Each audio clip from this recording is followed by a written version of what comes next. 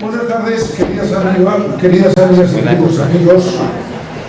Como todos sabéis, hoy vamos a hablar del tratado del llamado libre comercio entre los Estados Unidos y la Unión Europea, y para ello habíamos anunciado y habíamos contado con Alberto Garzón y con Eduardo Garzón, como todos sabéis, en las paneles. Está conmigo Eduardo y tenemos, bueno, con Alberto sabíamos el riesgo. Alberto es diputado, ayer se presentaron los presupuestos, es el responsable de la económica y entonces no sabe a qué hora acabar.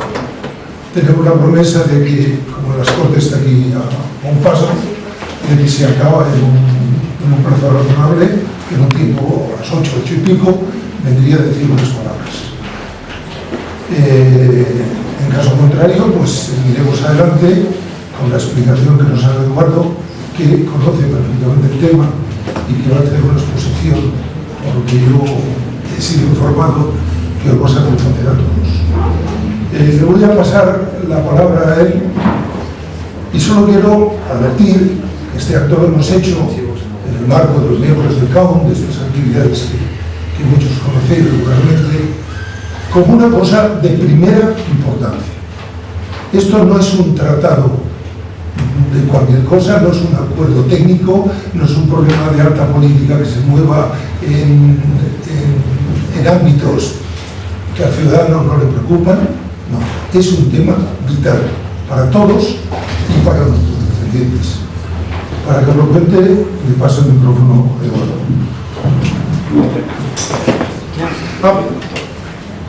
Perdón, lo quería decir, se me ha olvidado. Supongo que se habrá repartido. Hemos editado, si lo tenéis todos, el que no lo tenga, que lo pida. Hemos editado un folleto muy deprisa, no está demasiado bien editado, pero se lee bien porque la letra es clara, con un texto que se llama 50 preguntas y respuestas, que está, el que no lo quiere en este papel, el que quiere encontrar el texto, está en Pijus Economicus. Si entra en internet y lo busca, lo encontrará y lo puede sacar en PDF o en otro formato si le interesa leerlo. Le paso a Eduardo. Buenas tardes a todos. Muchas gracias por la presentación, muchas gracias a todos por venir, muchas gracias también a la organización CAUM por invitarme a mí, tanto como a Alberto, a participar en un acto así. Es la primera vez que estoy aquí en CAUM como ponente y por lo tanto para mí es una alegría. El tema que hoy nos concierne, ¿vale?, como se acaba de comentar, trasciende los límites de la importancia. Es tremendamente importante a pesar de que hay un total desconocimiento del tema. Y no me estoy refiriendo obviamente a este foro, que intuyo tiene unos conocimientos más allá de lo que tiene la ciudadanía normal y desinformada, que atiende solamente a los medios convencionales, sino que hay muchísima gente dentro incluso de los ámbitos críticos, ya sea de economía, política o cualquier otra esfera, que no conoce los términos de este acuerdo, no sabe ni siquiera en qué consiste, ni qué objetivos tiene, ni siquiera la aplicación, porque estamos hablando de un tratado que consiste básicamente en un acuerdo entre dos zonas económicas tremendamente importantes, económica y geopolítica, por supuesto, la Unión Europea y los Estados Unidos.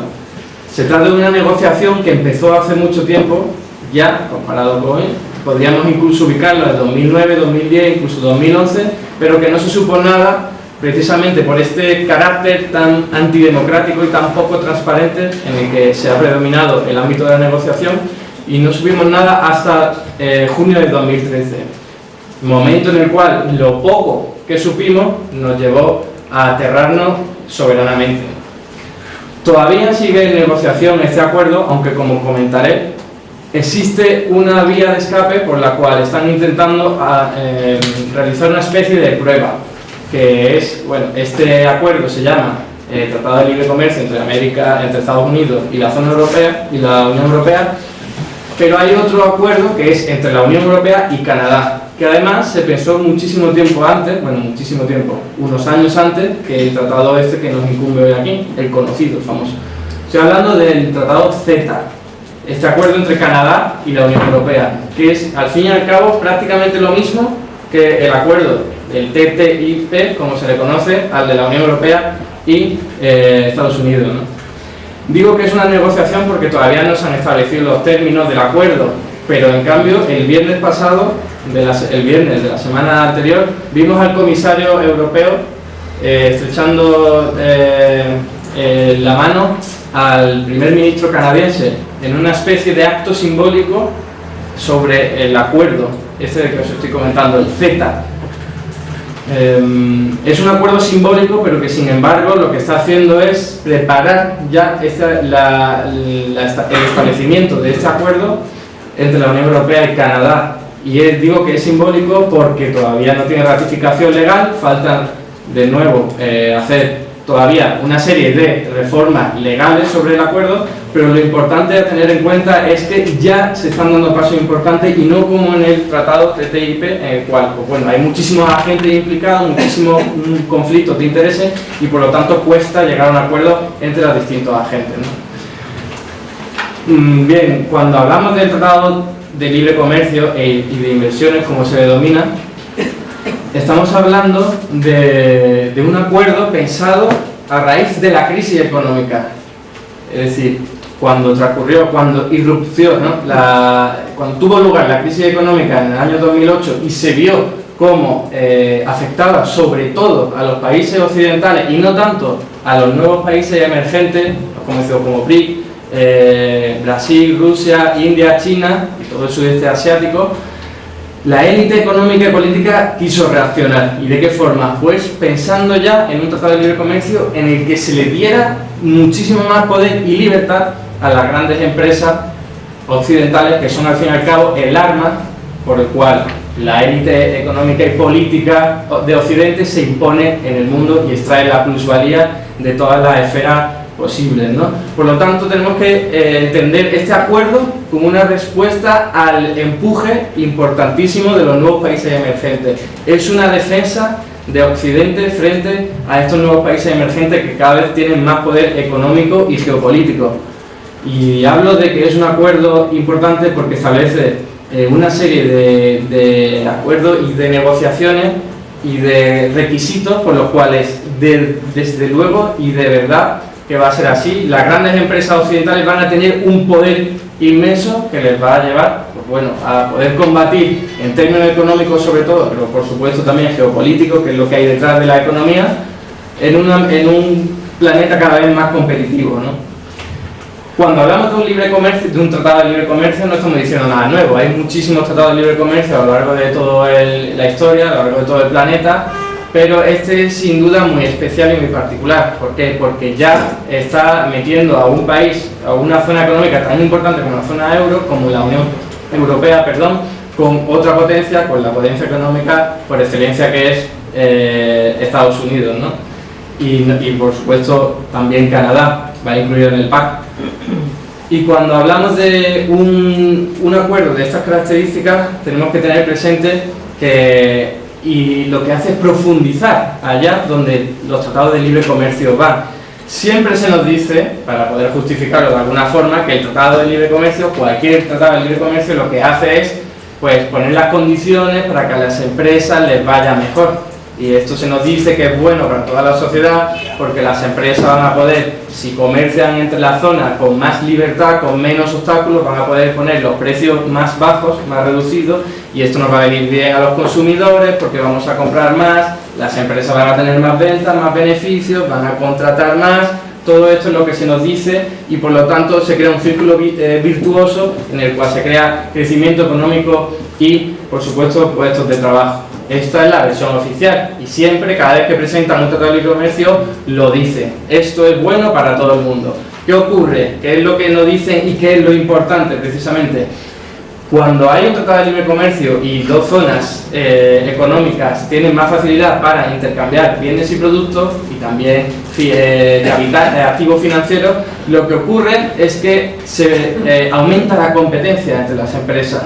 porque las empresas no van a tener ya una serie de requisitos por los cuales se defendía del poder de otras empresas, porque claro, la teoría económica lo que se nos suele decir es que todas las empresas tienen el mismo poder, entonces compiten en igualdad de condiciones, etcétera, etcétera, cuando no es así, y las grandes empresas sobre todo tienen muchísimo poder para influenciar no solo sobre los mercados, sino sobre los agentes políticos, y por lo tanto cobran un poder que va más allá de lo imaginable por esta teoría económica convencional de la que hablo.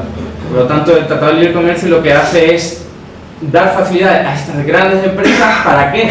Pues para que obtengan muchísimo poder a costa de las pequeñas empresas. Entonces, cuando se nos dice que esto es bueno para las empresas, pues hay que decirle, sí, es cierto, pero para un tipo de empresas particulares, es decir, aquellas que pueden competir en mejores condiciones. Las empresas que no pueden competir porque se queden rezagadas, esas desaparecen. Y si esas empresas, y aquí hay una clave de todo este asunto, se concentran en una serie de zonas del planeta, pues esas zonas del planeta van a perder mucho más que aquella zona donde se concentren las grandes empresas. A nivel mundial esto es muy obvio, los países desarrollados tienen estas grandes empresas que salen beneficiadas de esta competencia gracias al libre comercio, y las zonas subdesarrolladas o en transición al desarrollo, como se les suele decir, pues tienen todas las de perder, pero eso a nivel mundial. Pero ¿qué ocurre también en una zona geográfica como la Unión Europea?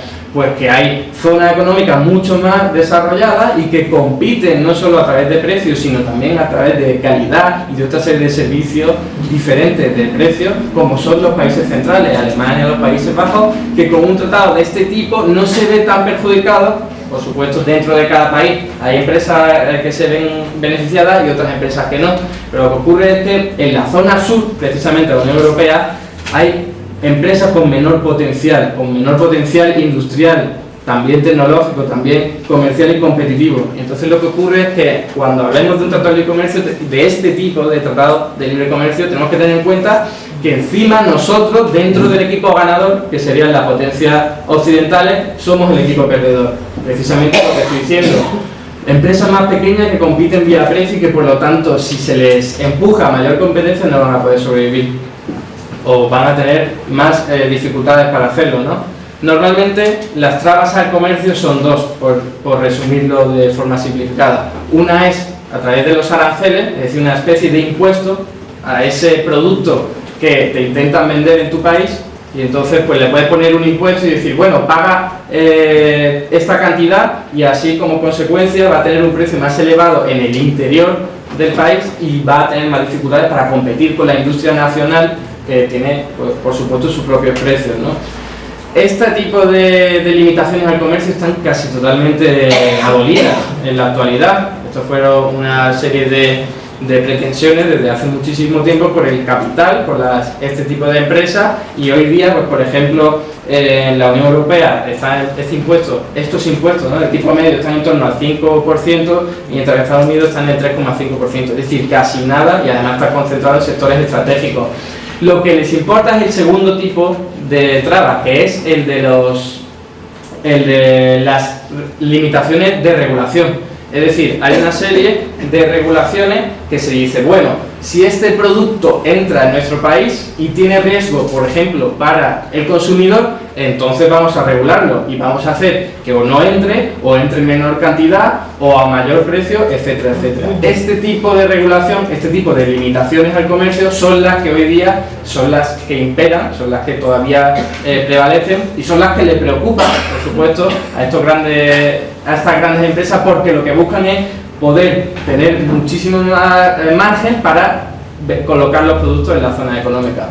Entonces, cuando hablo de este tipo de regulación, me estoy refiriendo a regulación que intenta proteger a los trabajadores, regulación que intenta proteger al medio ambiente, regulación que intenta proteger los derechos de expresión, de libertad de expresión, etcétera, etcétera. Son todos estos derechos los que están gravemente amenazados. Por ejemplo, en cuanto a la regulación protectora de trabajadores, nos encontramos con que Estados Unidos no ha ratificado 6 de los 8 convenios de la Organización Internacional del Trabajo. Esto quiere decir que, por ejemplo, convenios sindicales no garantiza que lo vayan a respetar. De hecho, en 24 estados de Estados Unidos los convenios colectivos no existen. directamente no pueden existir bajo la regulación. ¿Y qué ocurre en un tratado de libre comercio? ¿Qué es lo que se busca? Igualar la regulación. Si la Unión Europea tiene este tipo de leyes y Estados Unidos no, pues lo que se hace es regularlo. ¿A dónde se regula? ¿Hacia arriba o hacia abajo? Obviamente se regula hacia abajo, porque lo que están buscando es este comercio más factible, estas inversiones, esta relación entre las dos zonas que sean más fáciles. Por lo tanto, nos vamos a encontrar con que en el caso de que se apruebe y se ratifique este acuerdo, este tratado de libre comercio, que nos van a llegar un montón de reformas financieras, reformas legales, reformas de todo tipo para poder adecuar nuestra legislación nacional a esta legislación supranacional entre Estados Unidos y la Unión Europea. En cuanto a la regulación protectora de consumidores, también tenemos que preocuparnos mucho, porque, por ejemplo, en la Unión Europea existe un principio que se llama principio de regulación, que establece que cualquier empresa que quiera vender un producto que se suponga sospechoso de provocar deterioro en la salud de las personas, tiene que ser la empresa quien tenga que demostrar que ese producto no causa perjuicio en la salud de los consumidores.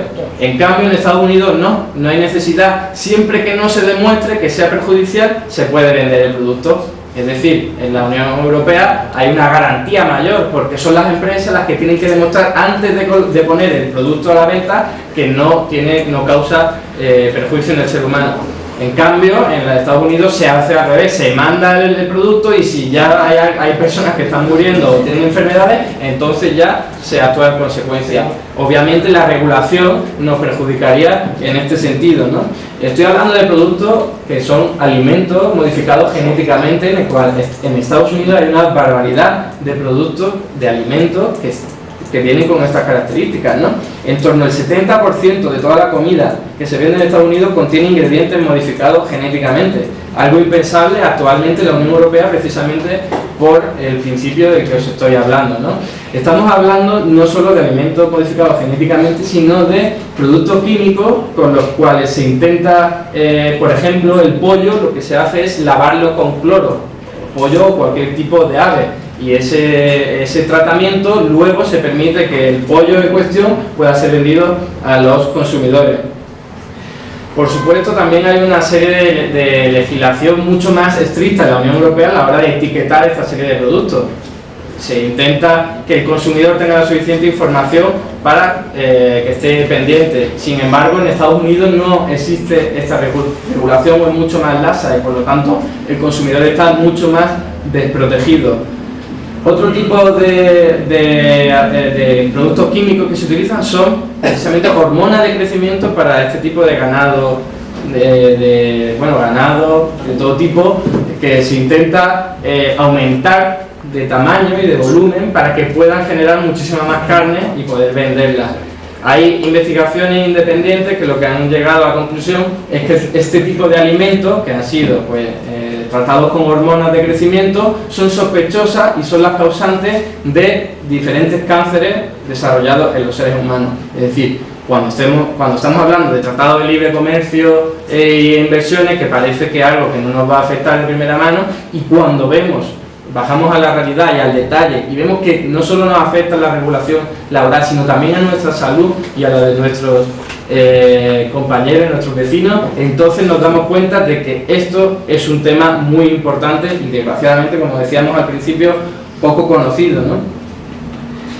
Por otro lado, nos encontramos por supuesto con un poder de la élite a la hora de controlar este tipo de regulaciones. Cuando hay, por ejemplo, en California hubo una especie de promoción de iniciativa legislativa para etiquetar los productos, al menos que la gente supiera qué es lo que estaba pasando, que el pollo había sido lavado con cloro, etcétera, lo que ocurrió es que las empresas interesadas que vendían esta serie de productos lo que hicieron fue financiar una serie de campañas impresionantes para tumbar esta propuesta y, por ejemplo, en California lo acabaron consiguiendo. Luego también hay una medida, otra regulación que afecta al medio ambiente. Se intenta que este comercio no afecte al medio ambiente, a la naturaleza, etcétera, etcétera. Por ejemplo, ya solo con aumentar el comercio entre países, lo que nos encontramos es que obviamente se está consumiendo, se está necesitando más energía para poder llevar los cargamentos de una zona a otra, se están emitiendo más gases de dióxido de carbono, se están produciendo más desechos, es decir, simplemente por aumentar el comercio ya se produce un daño sobre el medio ambiente. Y no solo eso, sino que hay otra serie de medidas en las que, por ejemplo, el fracking, muy conocido como fracturación hidráulica, que últimamente está siendo bastante conocido, se trata, para el que no lo sepa, de una especie de mecanismo o de una forma de poder extraer hidrocarburos del subsuelo, ¿no? En especial el gas de esquisto, y lo que se hace es, se inyecta agua con una serie de sustancias químicas que lo que hacen es romper, fracturar la roca, y de esta forma que sea mucho más fácil extraer los hidrocarburos necesitados. ¿Qué ocurre? Pues obviamente que esas sustancias químicas no todas se vuelven a sacar, sino que se quedan en el interior y acaban filtrándose hacia acuíferos, perjudicando a la fauna y la flora. Un ejemplo muy llamativo es que estuvo rolando por internet un vídeo de una persona que vivía en Ohio, que se acercaba con un mechero al grifo y lo que hacía era, de vez en cuando, se inflamaba, es decir, que había una serie de sustancias químicas en el conducto de agua, por los cuales cuando ponía una llama se acababa encendiendo, ¿no? Para que veamos hasta qué punto nos pueden afectar una serie de medidas así.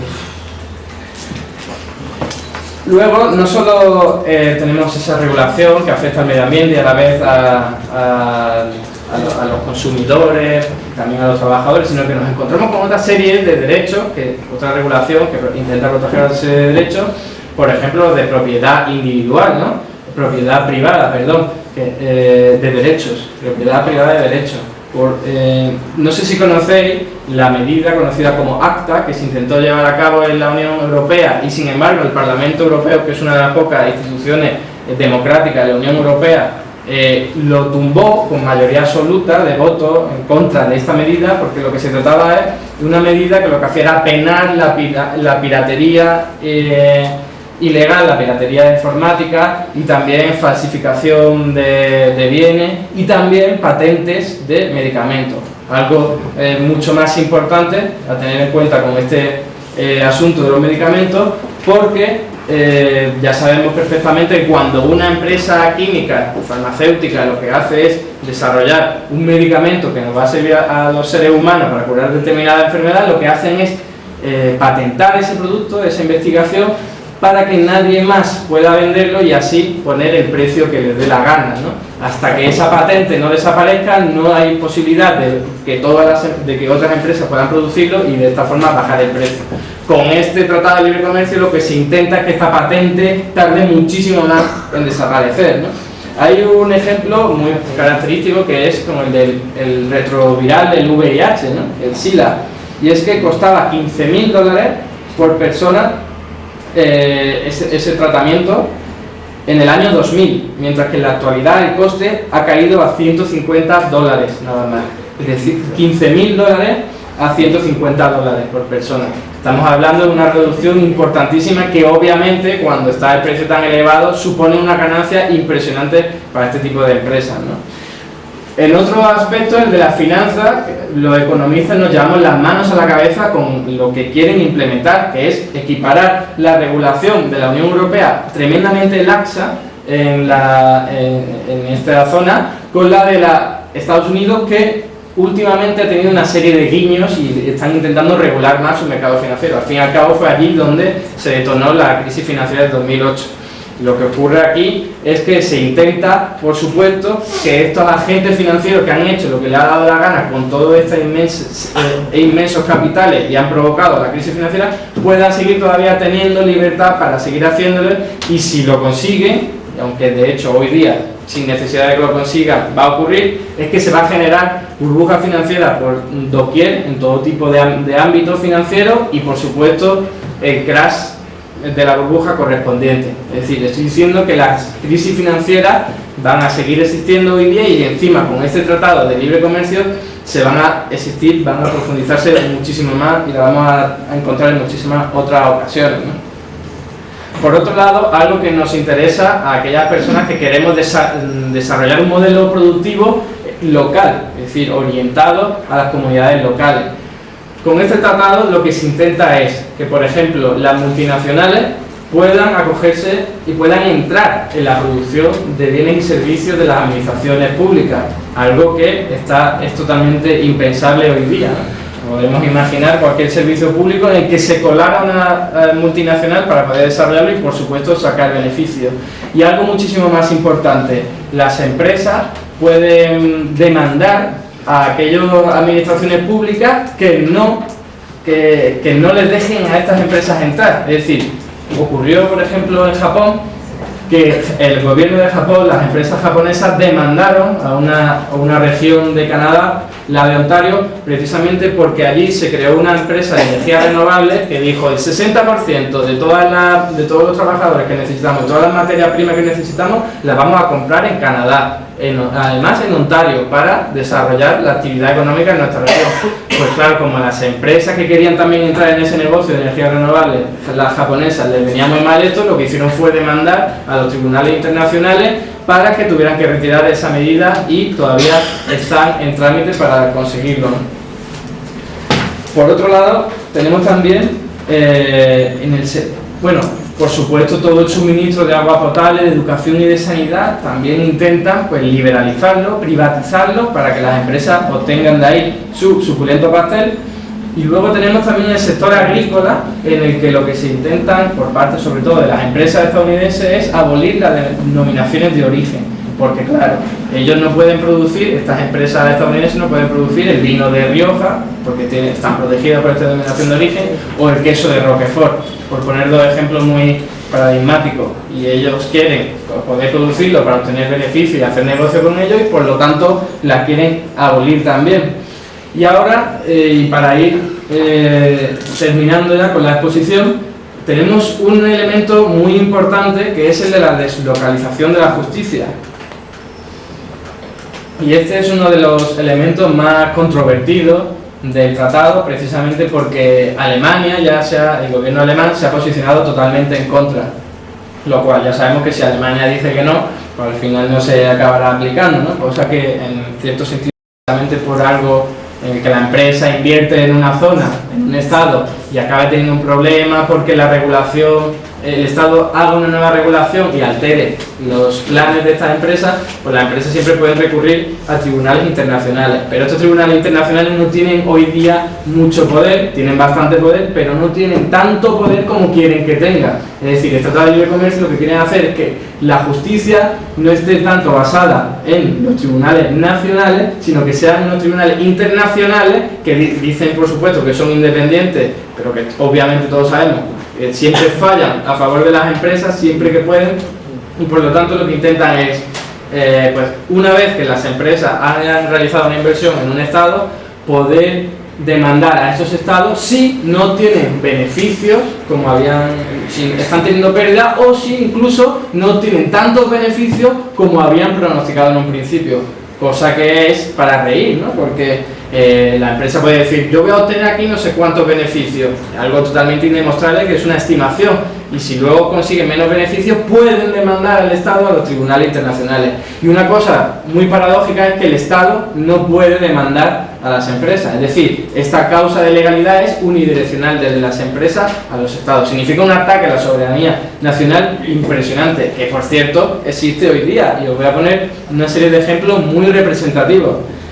La multinacional estadounidense Philip Morris ha demandado a Uruguay por 2.000 millones de dólares por haber puesto alertas sanitarias en las cajetillas de tabaco. Claro, eso perjudica a su negocio y por lo tanto no lo quiere consentir, y veremos en qué quedan las negociaciones en los tribunales. Por otro lado, la empresa Vattenfall ha demandado a Alemania por 3.700 millones de dólares por haber apagado sus centrales nucleares. claro, eso que puede servir para el medio ambiente y no poner en riesgo la salud de las personas con cualquier tipo de conflicto de detonación nuclear, pues le viene muy mal a las empresas que se dedican a este negocio y por lo tanto se sienten con capacidad para demandar a un país como Alemania.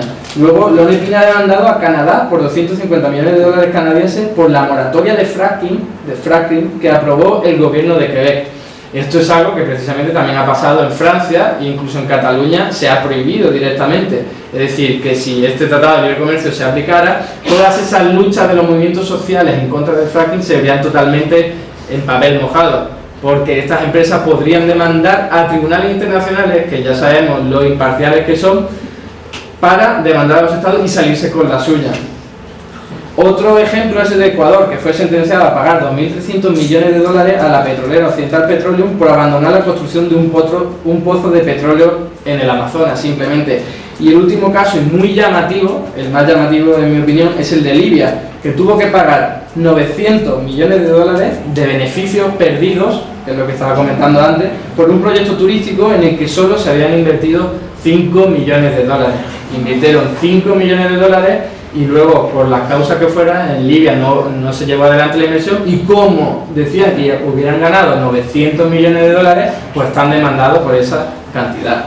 Es decir, esto supone, este tipo de cláusulas supone darle el poder total a las empresas transnacionales para que puedan hacer lo que quieran con efectivamente los estados que se dice soberanos y cada vez lo son menos, ¿no?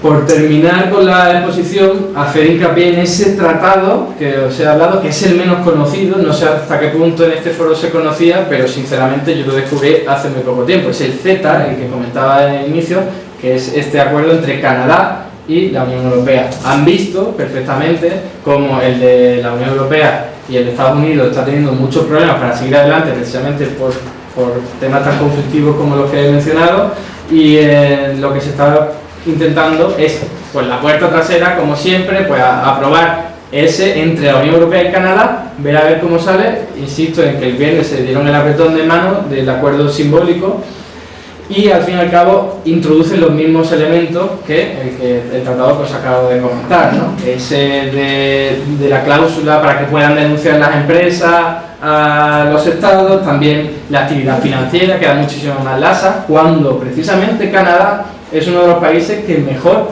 pudo soportar la crisis financiera, precisamente por esa regulación monetaria y bancaria que protegió mucho más a los bancos y también a sus depositantes, ¿no?